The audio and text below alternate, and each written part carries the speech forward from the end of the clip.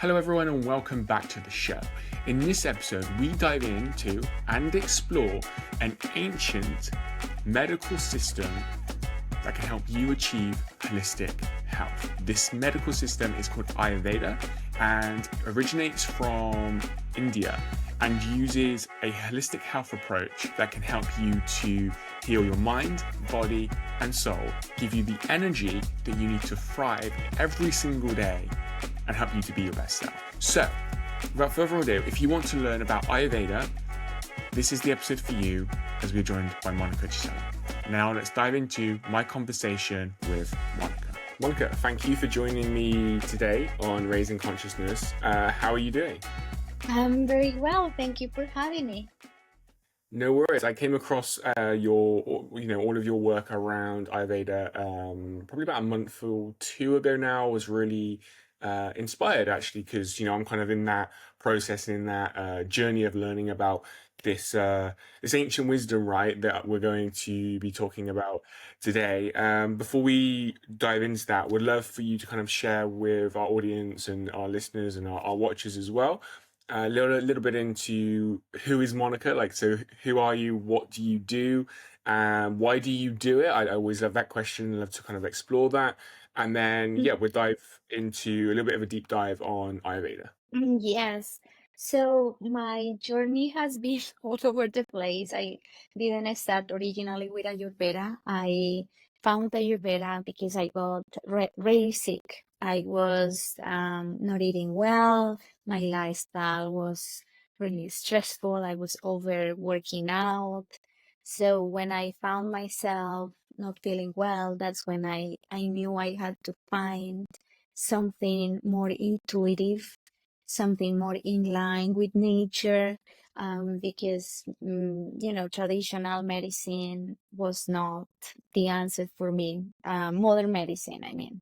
So that's how I found Ayurveda, and I started practicing it on a very personal level to heal myself. And then once I felt better, I decided to pursue a career within Ayurveda. I also became a fitness trainer, and I did more studies in terms of nutrition. And after that, we developed an app, an Ayurvedic inspired app.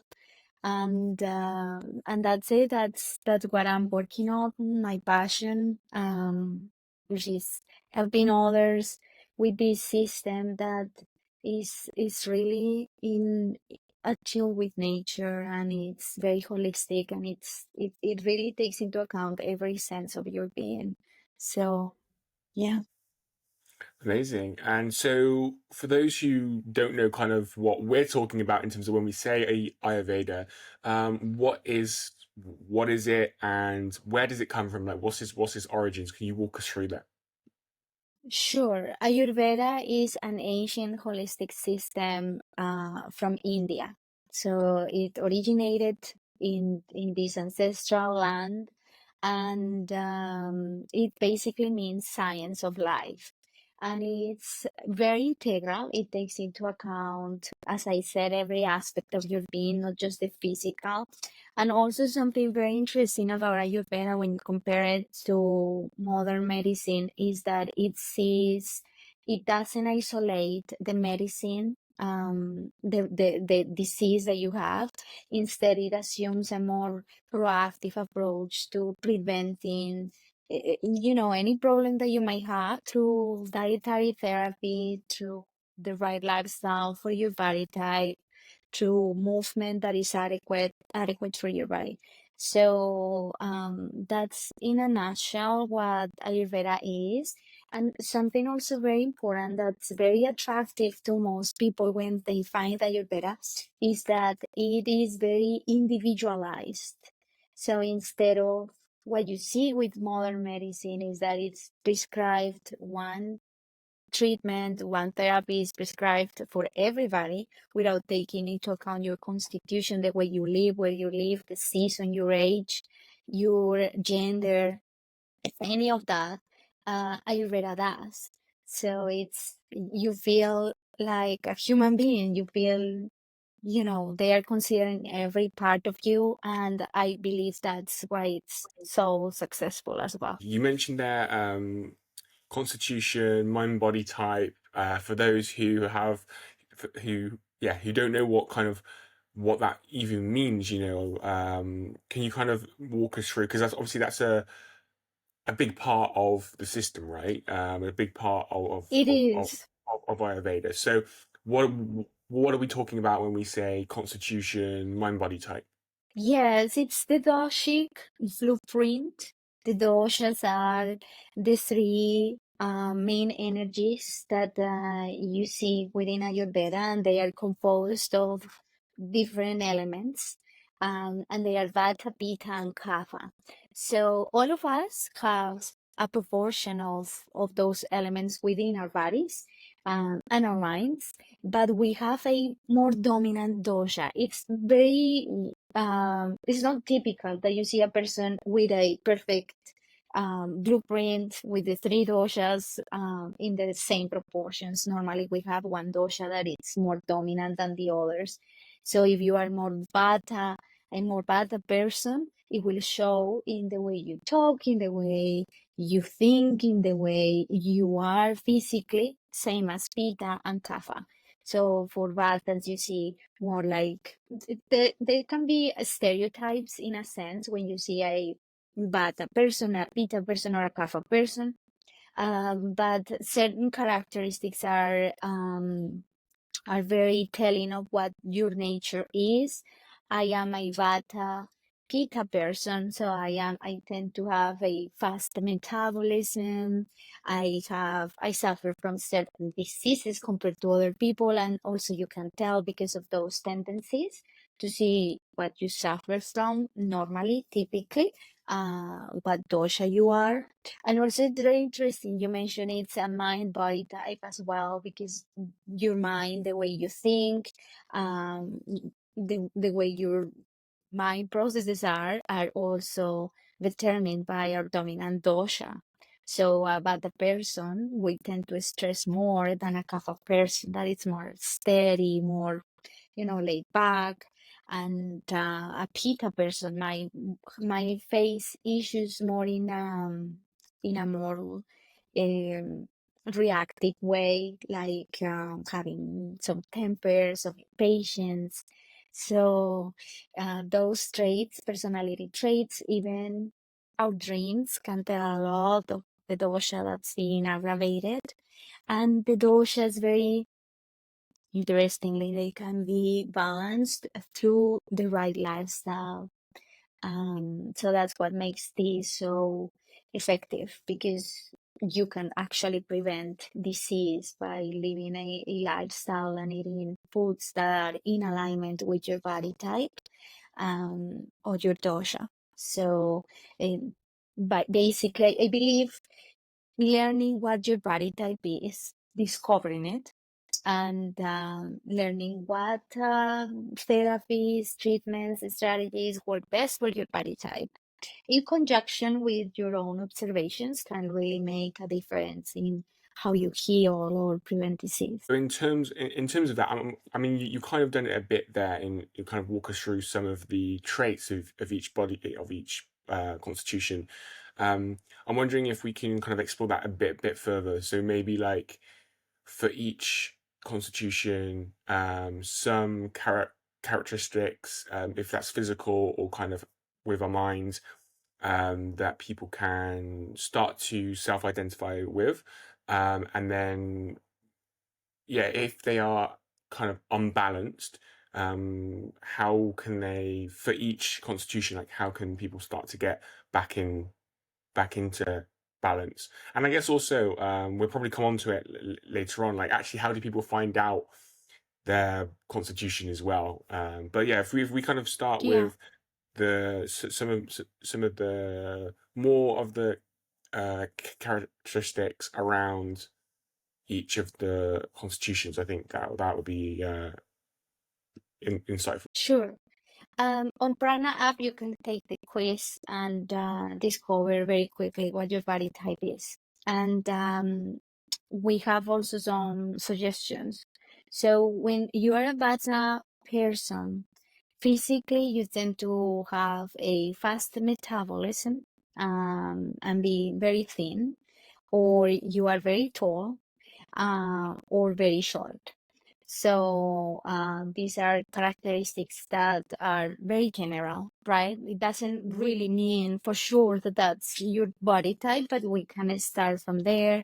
Also, there is some sense of dryness, and that is because Vata is composed by the elements of ether and air.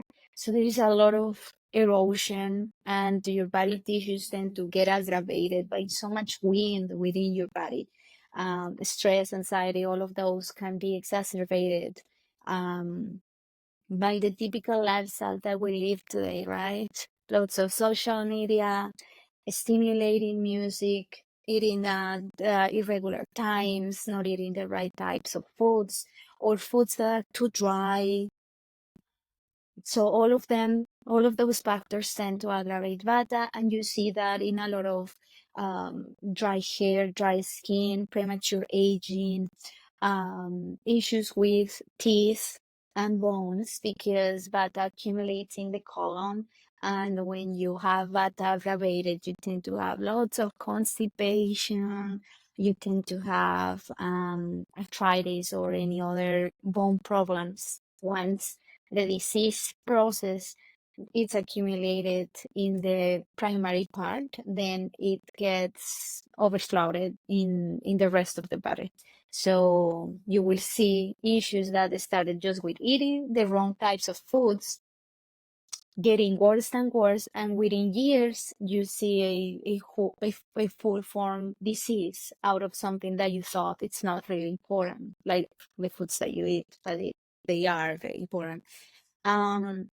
So that's Vata dosha physically. Mentally, as I said, we tend to work anxiety and stress. So in that sense, not just the dietary therapy, but also the lifestyle that we implement. It's very important how we regulate our lives, because as you imagine, the wind is all chaotic and random, and you never know what's gonna damage, right? So with Vata we need the opposite qualities to pacify that disorder.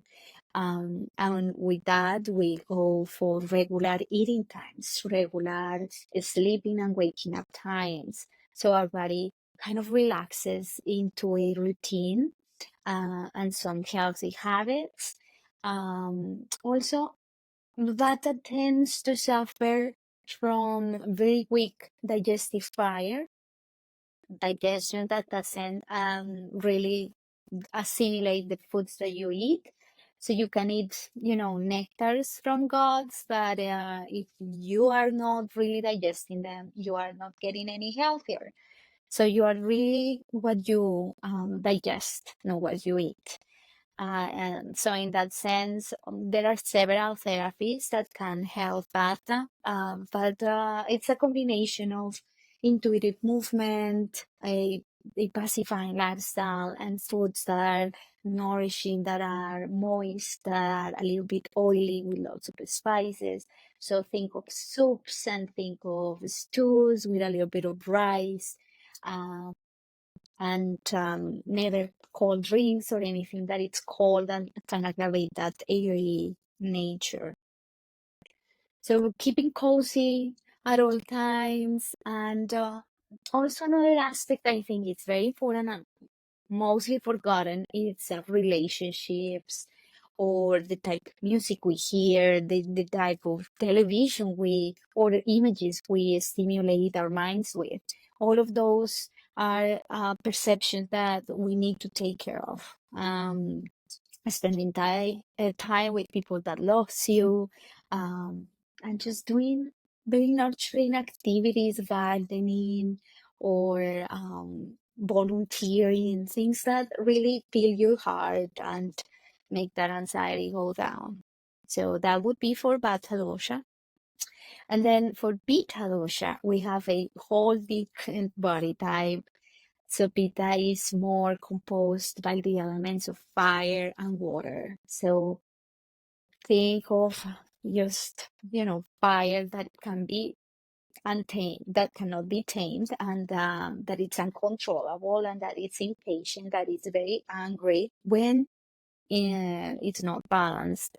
Because when it's balanced, a Pitta dosha person that is aligned with nature and its cycles, it's a person that is very sharp, very intelligent, it's very eloquent, um, it's a very good friend.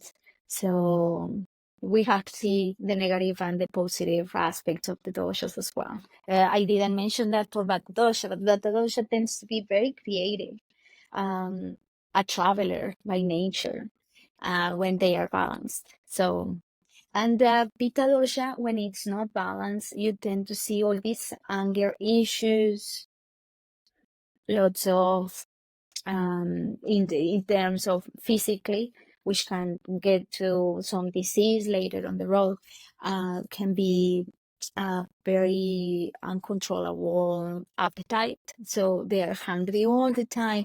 And I think that also tends to correlate with the hunger they feel mentally.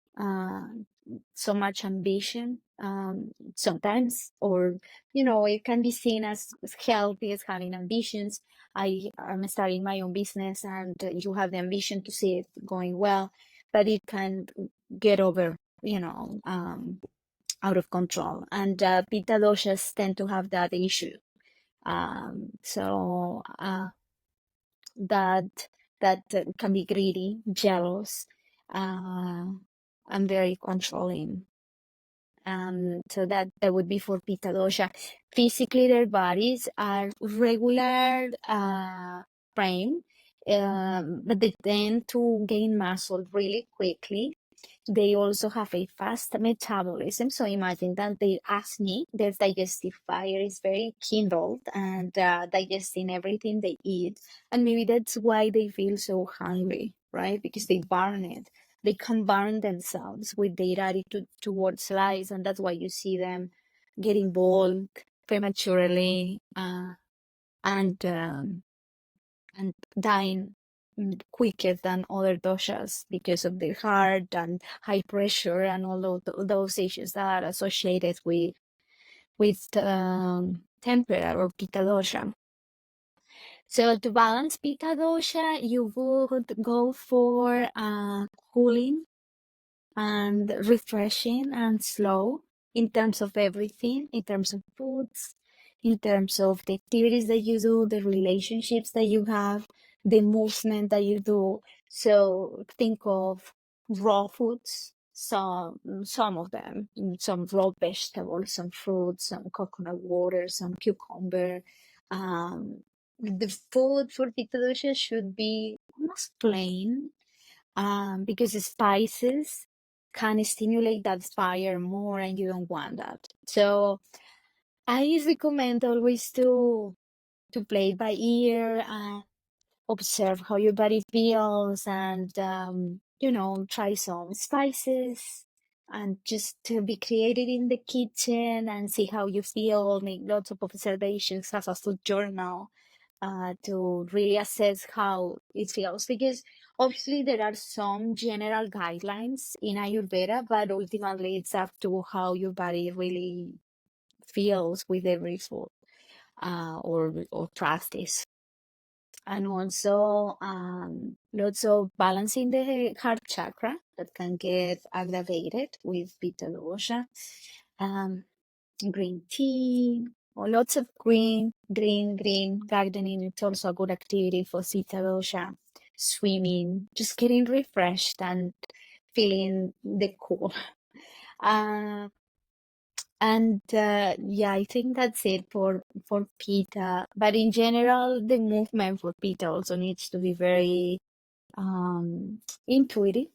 You know, we Pittas, when we go to the gym, we want to do our best, and no pain, no gain attitude towards the workout, and go until you cannot feel your legs anymore. But with Pitta dosha, you really need to take a softer attitude and just go 70-80% of your capacity, and obviously still work out, but not go all in, not that no pain, no gain attitude. And that can be very Pitta aggravating. Um, that's it for Pitta, unless you have any other questions. And then for Kapha dosha, we have also a whole different person and mind body type. Kapha dosha is composed by the elements of earth and water, so it's a little bit heavier. It's a little bit more grounded. So those issues that we mentioned before, like anger or impatience or anxiety, are not that common with Kapha dosha, if you have a Kapha mind as well. So you see more here like depression, more like attachment uh, issues, fear of change, because you get so attached to where you live or where you work that you feel like you want to stay where you are, stagnated sometimes. So basically, Cappadocians are tending to be on the heavier side, a little bit shabby sometimes. It's very difficult to lose weight. Your metabolism is slow. So here the therapy should be the opposite to what we saw for Vata, for example. And the food should be light and well cooked, but they should be light with lots of spices because their digestive fire is weak. So you want to stimulate that acne. And also stimulating activities as well. When you're feeling lethargic, like you don't want to get up from bed, you need that intensity, that excitement, that movement. And you can do that through music. You can do that through activities like socializing, getting out, having exposure to the sun and all that. So that would be for Kapha dosha, Brady. Amazing, Monica. Thank you so much for walking us through that. So much, so many kind of Yeah. I guess segments that we could take with that, like focusing on different doshas, etc. But I think actually, in terms, I think one of the most valuable things would actually be to talk about actually why this matters. So if Mhm. if our listeners are on, or watchers are on, kind of on the end of this, and they are probably very much used to the Western kind of approach and Western medical system, whether that's in the States, where obviously I believe that you are, or here in the Mhm. UK, where I am, they're very used to the Western medicine Mhm. basically, and this is a very different approach. So why does this matter? Why do you believe that Ayurveda matters, especially in like the modern day world? That's a great question. I feel the more we see the invasive therapies from modern science, from modern medicine, and how disease is isolated and it's never seen in conjunction with what you are, the way you are living at the moment. The more we see that, I see more people waking up to the fact that there are alternatives, and alternatives that do not have side effects, or at least serious side effects like you do when taking pills or just chemical drugs. I think I've seen this trend of people really waking up and trying to look for alternatives. And I think that's why it matters. We are in a world that it's loaded with toxins. And the more that you wanna get away from them, it's more difficult. It's They are everywhere, everywhere. You see them in your food, you see them in everything you're touching. So I think it matters to getting aligned with nature, maybe even planting some of your foods, trying to get organic if that's accessible to you. Most importantly, trying to cook your own foods, stop resourcing your health to restaurants or companies that only care about making a profit. Uh, so I think it matters because we matter, as persons, and we are not just, you know, one more number in their revenue numbers. So I think it matters in that sense. And the more that we wake up, the more we realize there is a need to see how we are aligned with the natural cycles as well. With women, you see things in specific with women, like very irregular periods, for example, lots of infertility issues, and you wonder, why is this happening all over the place? Are we drinking the same water? And in a sense, it seems we are, girls are being prescribed with birth control pills since they are 15 because they have a couple of pimples. Um, and things that you feel like, I'm just gonna put a band-aid on this, I'm just gonna put a band-aid on this other thing. And then when you realize the cumulative effect of all of those uh, remedies, chemical remedies you use, taking a toll on your body, you see cancer rates getting elevated, obesity is also just being forecasted to be like 50% of people in the United States for 2030, which is unbelievable. And instead of going down, we are just getting worse and worse. So I think it matters to know about other alternatives like Ayurveda, because they offer really another path to follow, something that can hurt, and something that I believe it's gonna put you closer to to your higher being, um, to what you feel, instead of, kind of hearing what you need to feel or how you should feel. So it really focuses on you as a person, and what really matters, your family, how you feel, your dharma, the purpose of your life. So those things I think are being neglected and forgotten by this society that we are living in, and Ayurveda presents a very attractive, interesting alternative. No, I definitely agree. That's one thing that definitely, like, I'm just at the time of the recording this, like I feel like I'm at the beginning of kind of that journey, but it's definitely something that's appealed to me because my approach to health is very holistic, right? And I feel like Ayurveda is definitely that approach. It takes into consideration, not just I guess what we consider here in Western cultures to be quote unquote health, food, sleep, and like go, exercise or going to the gym, right? But Ayurveda goes much deeper, deeper, as you said, that like our dharma, our purpose, like the big reason why we are here, and connects it all up, and that understanding that they are all interconnected,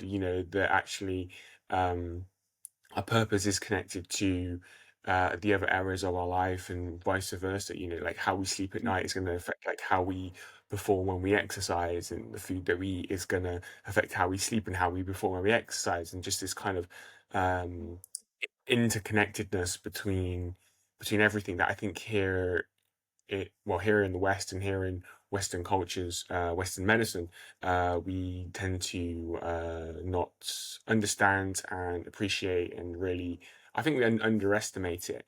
Um, One thing that I'm Right. definitely curious by, and I ask this to most of my guests and kind of people that I speak to whose teachings are rooted in systems like Ayurveda or in more Eastern practices, in terms of like, from your perspective, do you have any insights on how or why these practices originate more from the East than the West? Like, do you have any insights on that? I find it fascinating that a lot of these practices, as I said, do resonate from the East, whether that even, practices like meditation, right, which is obviously part of Ayurveda, yoga, again, part of Ayurveda, breath work, kind of all, like all these practices, they originate from Eastern cultures, and I'm curious if you have any insights or thoughts on why that might be, and what we can learn in Western cultures, Western societies from from the East? I think I think they originate from different parts actually. If you think of the Mayas or the Aztecas in Mexico and Guatemala and that Central American area, they were very attuned with nature and its cycles, and also they use lots of herbs, and they were, by history, you know, that they were healthy individuals that were thriving. Also, I'm from Colombia originally, and you see some herbal tradition. Ayahuasca comes from that area, south of Colombia, and other Amazonian areas, Peru and Brazil. But you see how these people, Indians, also American Indians, were aware that our power comes from nature and from ourselves. I believe what's happening is that there is profit with creating drugs, and you see with, and you know, there is this drug that is very trendy right now for people losing weight. Have you heard of it? Ozempic. So this drug, for example, is just Yeah, I the heard of it. perfect Yeah. instance.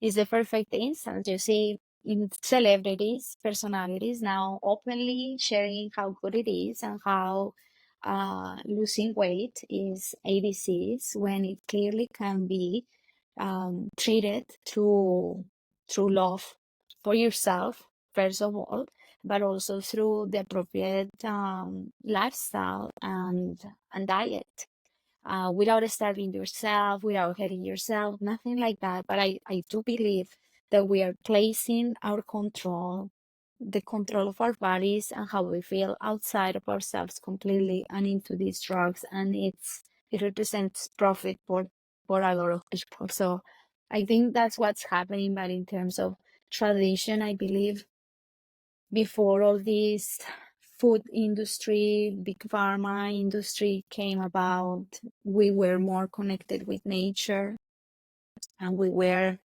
um, trying to get our remedies from plants and herbs. And we were more attuned when there was no TV. People used to go to bed early and wake up early, and there was no all this overstimulation you see nowadays that is completely disrupting our hormones and our cycles. So yeah, I think it's just a matter of interest with big corporations.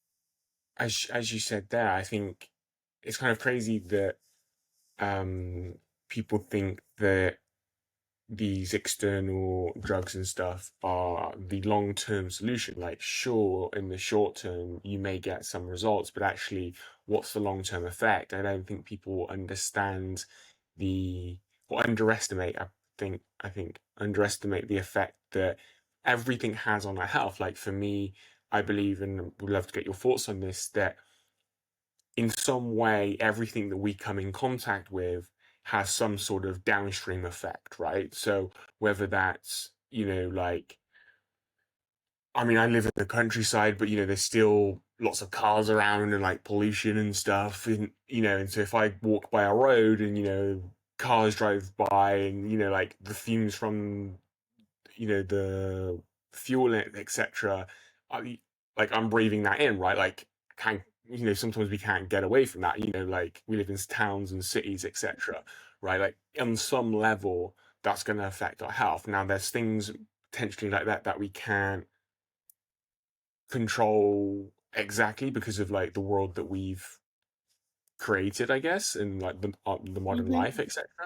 But things like actually you choosing to take a specific drug or a specific pill because of the short term solution like that provides, rather than changing your lifestyle and committing to like the longer journey, right? The lifelong journey of that, of a better lifestyle, making better choices and better decisions is kind of confusing to me a bit. So, did you have any thoughts or insights kind of on that. Yeah, that's very interesting. Actually, for Ayurveda, one of the main uh goals when you practice Ayurveda is to have a long and healthy life. Rejuvenation and longevity are very important. So we don't just want to live for a long time, but we want to live well, um, free of disease. And that causation, that cause and effect relationship is what probably brought sages to see how these doshas are affected by these foods or these um, things that they did as strategies when these other dosha didn't. So there is lots of cause and effects within Ayurveda. Of course, I believe you have to really find yourself, give yourself the space to experiment with what is said to be good for your dosha and see if it's really good for you. Sometimes it doesn't apply when it pertains to your specific body and constitution. But in general, there are some guidelines that you use. And I think it's very important that you observe how you feel, that you are really paying attention. Things like eating, that sometimes it's done when you are, in your car and you're driving and have your sandwich and eating, oh, and maybe getting a phone call at the same time. So that hectic lifestyle where you don't even know when you finish the sandwich. You don't even know how it is been, how you feel after that, because you are so used to feeling bloated and with all these digestive issues. So when you practice Ayurveda, you get more in alignment with what it really feels to be present and take your meal in a quiet space, maybe light some candles in honor for acne, your digestive fire, and maybe you make a prayer. You have cooked your food, so it's all very mindful and beautiful, and you sit down with this beautiful food in front of you, and you are not having any discussion about wars or politics or disease or anything like that. You are not watching TV, you are not scrolling your phone, you're paying attention bite by bite and saying, oh, I'm full, that doesn't happen very often. So lots of cause and effect and paying attention to what really works for you. And obviously adjusting it to your lifestyle, because we live in a very busy time. We have meetings, we have to do this and do that, and we have to make it work for us. But at the beginning, you can make gradual changes that don't appear as overwhelming and see a big difference in how you feel. Yeah, definitely. I like the I like that you mentioned kind of about our lifestyles, because people might push back on this system, because they might say that, that's all well and good, Luke and Monica, but I don't have the time to be mindful in the middle of the day when I have all these work projects, or maybe they work for a company, and they have to be at the desk at this time, and kind of all these different things. So but then on the other Mm. hand, I also think that we have the power to change our own lives, right? So, and our lives are a combination of the choices and the decisions that we make, and as we were saying, in terms of the law of cause and effect, that actually every choice and decision that we make has an outcome, has an effect. So I would love to kind of explore how people, if they are coming across this and want, this conversation is inspiring them, they're inspired by Ayurveda, they want to kind of start to change their life and be a bit more mindful, and, find their constitution and use it as that guide. But then on the other hand, they've got in their mind, which is real life, and which is so busy and sometimes very hectic. How can we start to apply some of the principles within Ayurveda into our busy lifestyles, I guess? And just the chaotic nature of of our lives sometimes. Of course, it's a choice, but do you have any tips there to just get people kind of started with that if they are starting to push back up around some of the ideas that we're Mhm. sharing? Yes. So basically, for a beginner into this world that can feel overwhelming at first, because you see all these rules and principles, especially if you go to Instagram, you see lots of Ayurvedic practitioners telling you, don't do this, do this, don't do this, eat this, don't. There's also, to me, sometimes exaggerated principles like uh, the time of the season that you need to have intimate relationships with your significant other. So I think that's a little bit too much. But when you are starting, I feel that you need first to discover your Doshi blueprint, your body type, to really learn more about you and maybe see, oh my gosh, that's how I've been feeling all these years. And that's why I'm Vata dosha or I'm Pitta dosha. And then after that, just get some changes into your diet. When you start aligning your lifestyle and diet, nutrition towards balancing your dosha, you discover, oh my gosh, I'm eating all these salads and that's super bad for my Vata dosha. I'm gonna make just that small change. Instead of eating raw vegetables, I'm gonna lightly cook them. And maybe because I have to work next day, I'm gonna just cook them at night and bring them to work the next day.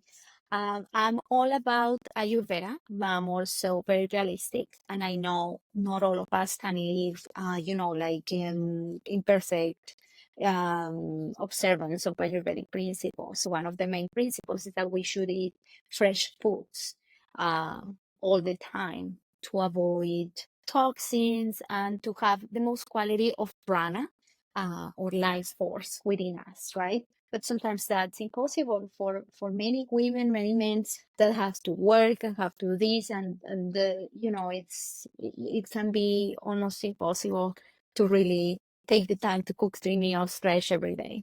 So I am all about finding ways to feed a healthy lifestyle within your circumstances.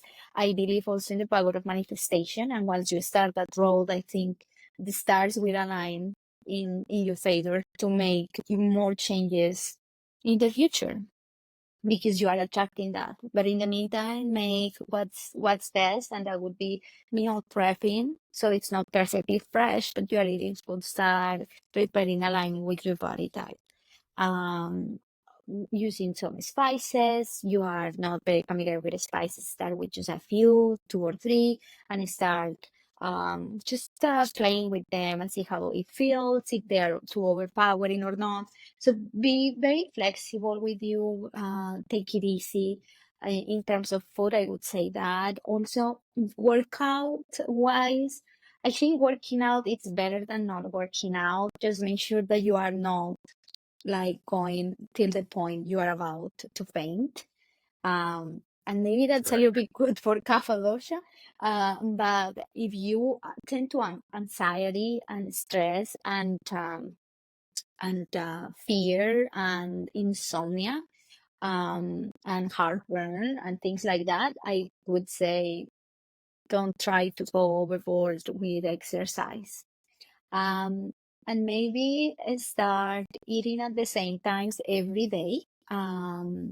Just have a regular routine so your body is prepared to eat at certain time. That's very relaxing for your digestive systems. I would say that in terms of tips to start on Prana app, I am very proud of a program I created especially for those women that are starting with no background knowledge on Ayurveda or on fitness at all. So you don't work out like 5 days a week, you just work out 3 days, and the exercises just make sure that you have some prep. So you warm your muscles and you do some light movements. I think at the beginning it's not about getting all fit and toned and your diseases to disappear in 24 hours, but just make sure that you are going in the right direction. Be very patient with yourself, be compassionate. And I think that's also one thing that we need to have with Ayurveda is patience, because obviously when you take a pill, you may notice the result almost immediately. With Ayurveda, it's a long-term therapy, so it has cumulative effects, um, and also in some cases immediate effects, like if you suffer from um, constipation, having some triphala, some Ayurvedic care, just before you go to bed with warm water, it will have probably an immediate effect. But also, it's a therapy, it's a strategy with Ayurveda that it's it's very about being consistent and just not giving up, even if it's small changes. Keep doing it. That's the thing you find with lifestyle changes, is that they oftentimes are for the long term, right? So you notice the long term benefits over time.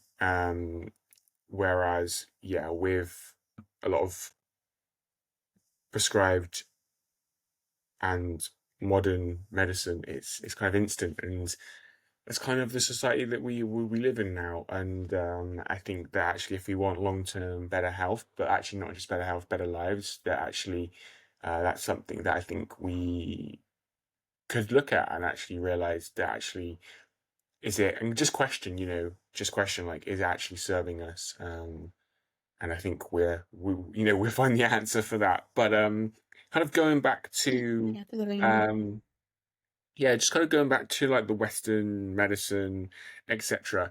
Not so much actually on the Western medicine side. I'm kind of more thinking about modern science. Okay, so research into you know different, whether it's diseases or kind of different aspects of health. I'm wondering if you see a place where both if it's Ayurveda or ancient wisdom and modern science can sit alongside each other. So I'll give you I'll give you an example.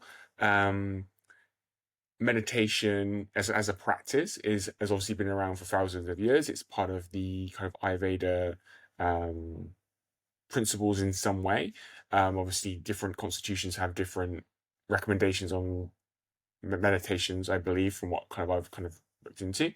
And then more modern science is coming out on the benefits of meditation, right? So for me, I see how modern science can um, back up, for one of a better word, ancient wisdoms, and so I feel like there is a world where both can coexist. And I'm wondering if you believe the same, and um, yeah, your thoughts on that. I totally agree. I think they can coexist. I think modern medicine and modern therapies have a place, especially when you are going through an emergency and you don't have time to wait for a result that is gonna take some time. There are like warm, you can apply some herbal remedies, but if it's something like really serious, it's all also, it's very important that you go to a clinic, to the ER, and get help, professional help. So I think there is a place and time where they can coexist. I believe the problem is more when we try to use chemicals to treat conditions that can be addressed with diet and lifestyle. I think that's more of my discomfort with using modern medicine, like the example we just talked about of Ozempic, where you can make some small, no small changes, because I know there are people that have a chronic issue and they've been obese for a lot of years. But I believe you can start reversing the trends. And maybe I believe also what is very responsible is that they are trying to prescribe it for everybody that wants to lose some pounds. So um, in those cases, I feel it's unnecessary. But yes, and what you mentioned about meditation, um, several years ago, it would have been impossible to have claimed that meditation could have helped with some conditions like hypertension. But now it's being recognized. Well, yeah, there are some truth to this, and there is some program. I believe it started even like in the 80s, of a meditation program for people that were suffering almost like more than chronic diseases. They were like about to die, cancer or heart attacks. And after, part of their therapy was to engage within these groups of meditation where they learn to be more present within their lives, to mitigate the pain, because sometimes they were going through chemotherapy or very painful treatments, so that could help them. There were also people experiencing alcoholism, and for those also the pain of, the detachment from the drug, or the loss of their families or things like that. So they started using meditation within clinics as a program to facilitate the recovery of people. But 50 years ago, that would have been unthinkable. And we see more that connection of, well, traditional medicine maybe is not that wrong. That's true. So let's incorporate this into our system as well. And also, you see some more doctors talking about nutrition, and there are now guidelines for some diseases like hypertension or cholesterol that are very in alignment with Ayurveda in a sense. So, avoiding processed foods and super deep fried foods and all those sugar loaded items that can make the condition worse.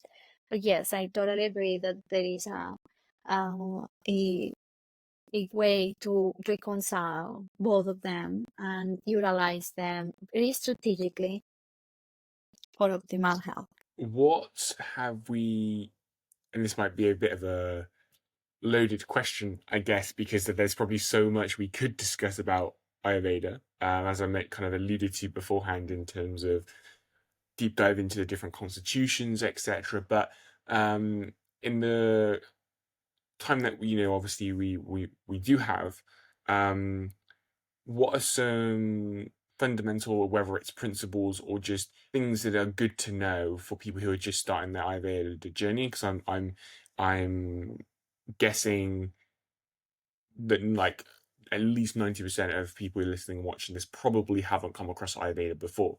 So I'm kind of wanting to help them to potentially, consider this as a viable option for them. And so so with that in mind, like, what haven't we spoken about when it comes to Ayurveda that you think is important for people at the beginning of their journey to know so that they can get started? To get it started, well, cooking at home, we talked about that, but that's one of the main ways to really start. It's cooking. Even if you get it wrong, to start cooking. If it's just one meal or a couple of meals a week, get to cooking, get familiar with touching the ingredients, and getting more close to the prana that is feeding your body. But also, I feel there are other therapies that we normally don't talk about when we discuss Ayurveda, in an overview conversation. And it's some pranic therapies. Prana is the life force, what really nurtures your being and what gives you life. So foods are full of prana depending on what foods they are. Obviously, the closer to nature, the less ingredients, the more prana they are gonna have. And things like eating protein powders, versatile bars, that are being marketed as super healthy because they have that big number of protein. Um, well, those are processed foods that should be avoided. They don't have a lot of prana. So that would be the beginning of what prana is and how to replenish your body with prana would be through foods, but also through breath. We don't breathe deeply. We have shallow breathing, and that depletes our prana.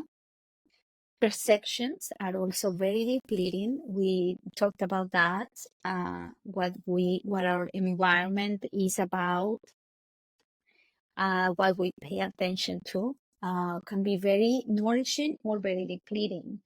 Um, and just the energy of love. How much love are you giving or are you receiving? That's something really to talk about. That's an indicator of prana when we're in a toxic relationship, when we don't feel loved, or when we keep sticking to past traumas and we don't move on.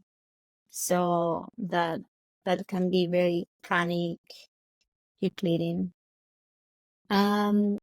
In other terms, other therapies that are very helpful and that can be for a more elevated level when you have already like figure out how to eat Ayurvedically, you already know your body type, you have your diet, in line, and you also know your workouts and how to live Ayurvedically.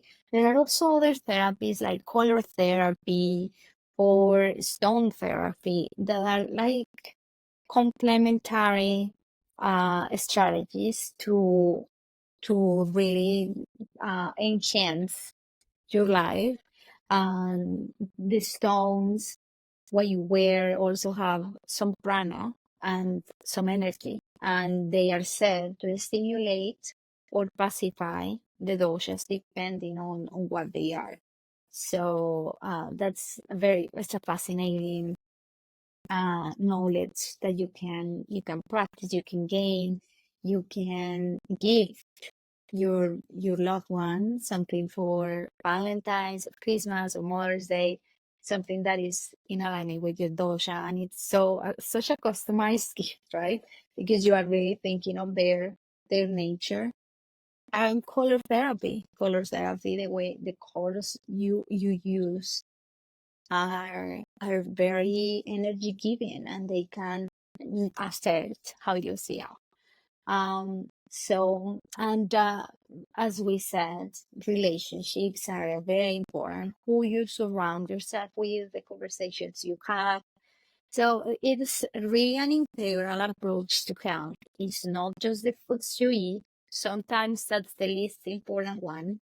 Because if the rest is not working at all, you can eat, as I said, nectar of gods, and it won't be good for you. Maybe another concept that I forgot to mention is how food can be poisonous, or can be neutral, or can be medicinal. So that's something that we can get some guidelines with Ayurveda about what those foods are. I've also lots of observation on what foods are really poisonous. Well, alcohol. Although there are some wines in Ayurveda, medicinal wines, especially for bad people, when your digestive fire is so weak, there is some medicated wines. But other than that, alcohol or drugs can be seen as overstimulating and analgesic or thanasic.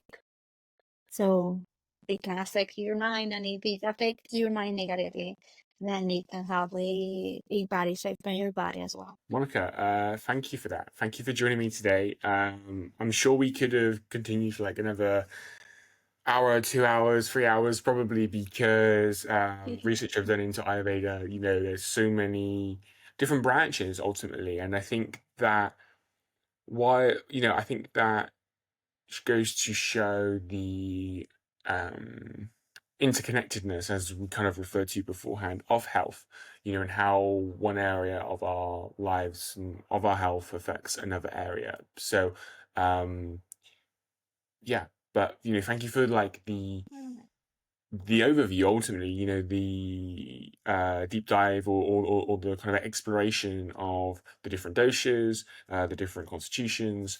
We've then obviously spoken about kind of the contrast between this system and what typically happens here in here in Western civilizations, cultures, etc.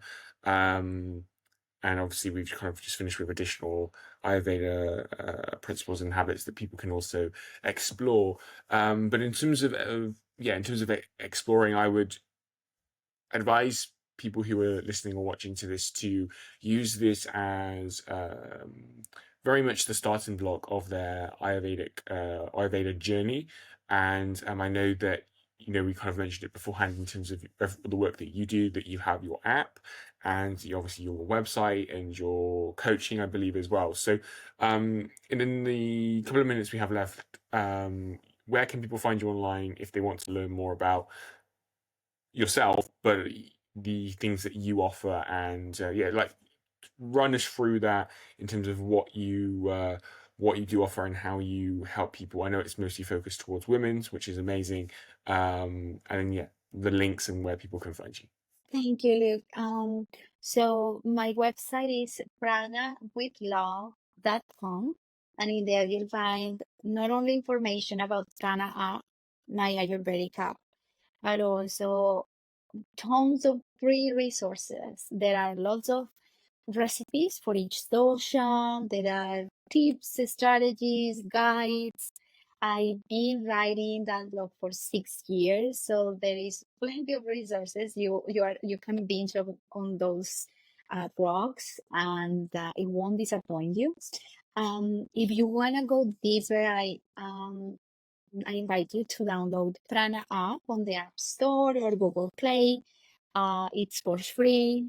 You can just download the app, open an account with us, and do the dosha quiz. With the dosha quiz for free, you get also information about the strategies you can start implementing today to feel better and balance your dosha.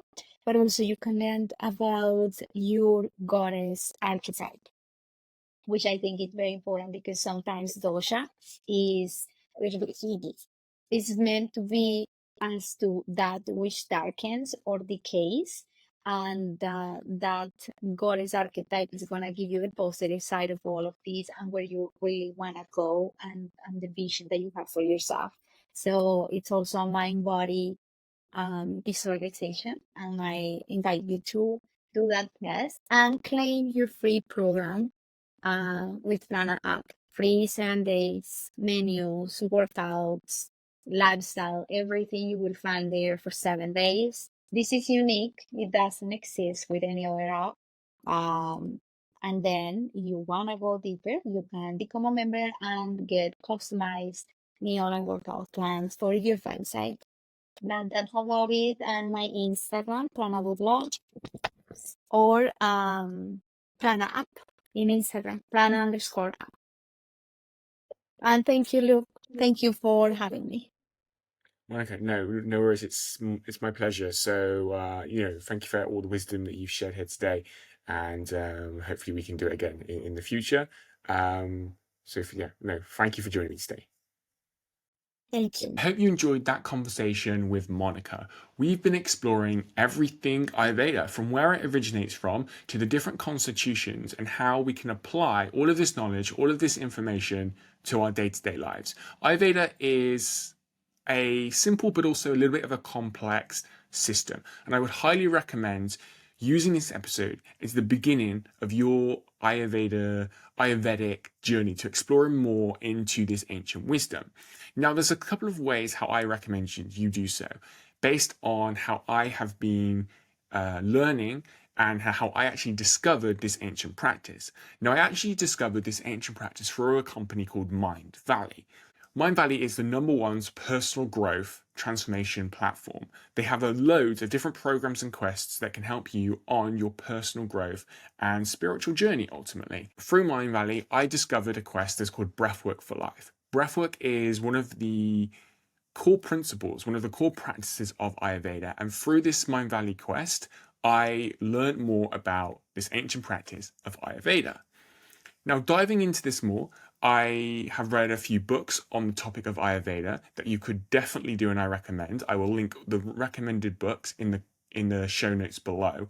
But also you could check out Soma Breath. Now, the founder of Soma Breath is also the creator of the Breathwork for Life quest on the Mindvalley platform. That's how I discovered Soma Breath. Now, a lot of Soma Breath's practices and deep healing techniques are also based on Ayurveda. Surprise, surprise.